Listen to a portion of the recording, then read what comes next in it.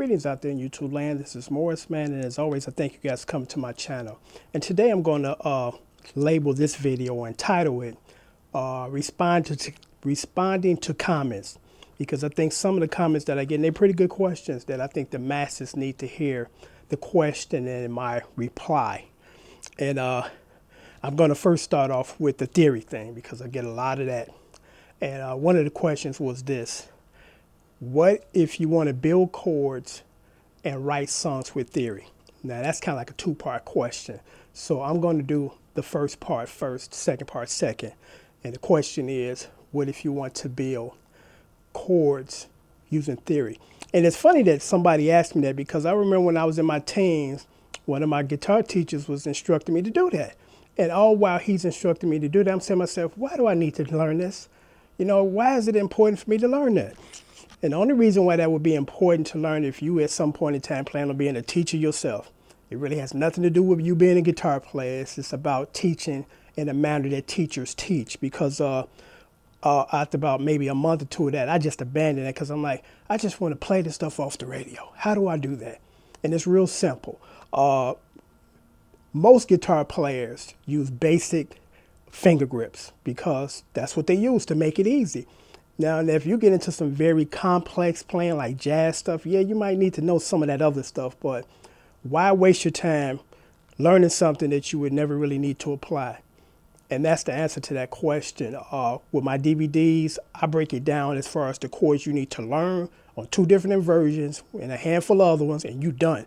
You're able to play thousands of songs like myself. So what route would you want to take? Spending 2-3 years on something that you're never going to use, or spending maybe 6 months on something that's going to be from day one you can use and start playing the stuff you want to play. You know, so a lot of people get caught up in the theory thing, and I understand that because we've been instructed or informed that in order to do this, you got to go through this. It's not true. The second part of the question, what if you want to use theory to write songs? I've written hundreds of songs, and quite a few of them have been published and recorded and been charted.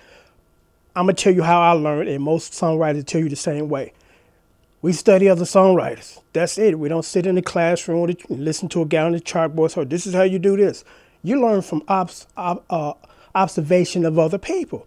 I've become a much better guitar player or musician hanging out with other musicians because we can trade off as far as ideas and thoughts and concepts.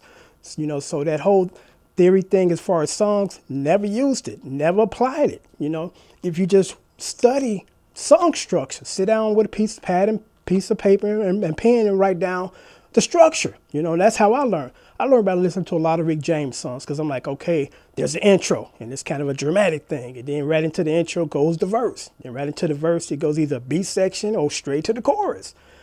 You know, if you just sit down and observe what other people do, you can do what other people do. You know, again, I've never used the concept of theory to write a song. And I've written over hundreds of songs because I've observed as a kid, growing up, teenager, listening to, you know, Rick James, Burt Bacharach, Babyface, you know, what are they doing and how are they structuring the song? Because what's really important in that theory thing is learning the structure of song. You can't get around that. You need to know that. That's how I'm able to tab stuff within like 5 minutes. People send me stuff from all around the world and say, could you write out the chorus for this song? I listen to it 2 minutes, I'm done. You know, because I first initially say this, let me dissect it. You know, let me see what the chords are in the verses, chords in the chorus, if there's a B section, if there's modulation, there's a vamp. I map all that stuff out first. Then I start writing out the chords in each section. That's more important than sitting there saying, I'm in the key of G, and in the key of G got all these, you know, chords and minors. If you will go into Classicalville or Jazzville or even Gospelville, yeah, I encourage you to take that route. But if you're just an average person that want to play stuff off the radio in a top 40 band, that's all you need to know. You know, that's all you need to know. So that's it for that question. The next question is this one, and I get this one a lot. And it's kind of like a hypothetical question that really never actually happens. And I'm going to say this before I go into this question. You watch TV. And this is about a drug commercial about drugs, you know, and the commercial shows the doctor in his office with his degrees behind him while he's consulting or counseling a patient. I've never seen a doctor's office like that. You know why? Because it's TV. It's a TV prop. Realistically, when you go to the doctor, you sitting there with your pants down to your ankles and the gown on, and he comes in and give you the good or bad news, and give you your options. So it's just a visual, but it's not a realistic visual. So with that said, I'm going to say this. I get this question a lot. Well, this is the reason why it's good to know theory. You got a new singer because your other singer's out sick, and the singer that's singing with you now sings these songs in different keys. Now, the first thing, and this is just my thing or opinion, and other people can back me up. Whenever our singer is sick or can't make it, we don't perform. It's just that simple. We don't go get anybody else. We just say, hey, due to unforeseen circumstances, we can't perform. That's what professionals do. But, let's just address that if there was a realistic scenario that you got to go get somebody else who can't sing in that key. Because normally if you had to do that, you go find somebody that can sing in that key. If you got to start keying down your songs for an individual, it's just best to wait till the other guy or woman show back up. But that's just how we do it. Now, as far as that, you need to know theory to transpose songs. That's not true. It's real simple. Say, for instance, you got a song and the chorus are just two chords rocking back and forth in the verse. And it's a G major 7 and a C major 7. Okay, you got a singer that can't sing in that key, so you need to take it down a half step. Real simple. You just slide it down one half step, and that's a G sharp major 7 or a C sharp major 7. Say, for instance, they can't do it in a half step and need a whole step to do it. Real simple. Slide down a whole step to A, so now it's A minor 7, A major 7, and D major 7. Did you need to know theory to do that? Absolutely not. Just a little math. So I'm giving these hypothetical. I've heard these scenarios from other people, so I'm gonna pass the same scenario on, even though it doesn't apply to me personally. It's kind of that word of mouth thing. One person said it, a group of people hear it, then other people saying the same thing. So I'm not trying to be an advocate of don't learn any theory. I'm not. I'm just saying that the theory thing is overrated, and the people that are really into it spend too much time doing the technical and talking than playing. Because when you go out to perform and people pay to see you, they want you to just play. They're not worried about what key you're in or, you got to, all this theory stuff. It's like, come to play and we done. We don't need to know what you're doing, just as long as it sounds good.